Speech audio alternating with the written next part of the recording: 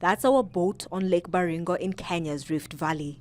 But this area wasn't always covered by the lake. Under its waters are hundreds of homes, some schools, clinics and markets, many thousands of acres of farmland, as well as several islands, all submerged as the water continues to rise at about 2.5 centimeters a day. NONGASEURIA LENASIAKU has recently moved to higher ground after her house was claimed by the lake. Her village was on an island that has been split into 3. This island was whole and we could move around. Now the water has separated us from our relatives. I don't even have a boat to go to the other parts of the village. People here say they started seeing the phenomenon in 2013. Since then, the water level has risen by up to 12 meters. Environmentalists say decades of deforestation, siltation, and unusually heavy rains this year are the cause. This is a new village that was built a few months back after people were displaced by the floods. The water is again on their doorsteps and they will have to move soon. They tell us life is tough. They're dealing with the cold, mosquitoes, and other animals like crocodiles and hippos. Yet, they don't know where to go next.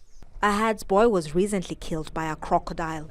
Several tourist hotels are also struggling to stay above water. This is the reception area of the lodge where we were staying.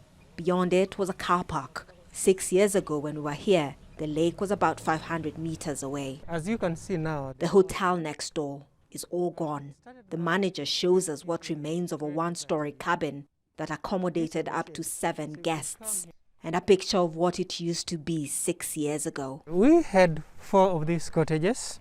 We had another 4 bandas, and we had a very large camping ground over there, and this was sitting on around 10 acres piece of land. This is a freshwater lake which hundreds of thousands of people depend on for their basic needs. It has no known outlet and is largely fed by rivers whose source is the Mau forest, one of the region's most important water catchment areas. But government officials say people are destroying the forest through illegal logging and farming. Some people are suggesting building a canal for the excess water to flow out, but it's not clear what impact that will have on those downstream and the lake itself. For now, NONGASEURIA and thousands of other Kenyans who live here have to fend for themselves. They say at the rate the lake is rising, they might soon run out of higher ground. Catherine Soy, Al Jazeera, Lake Baringo, Kenya.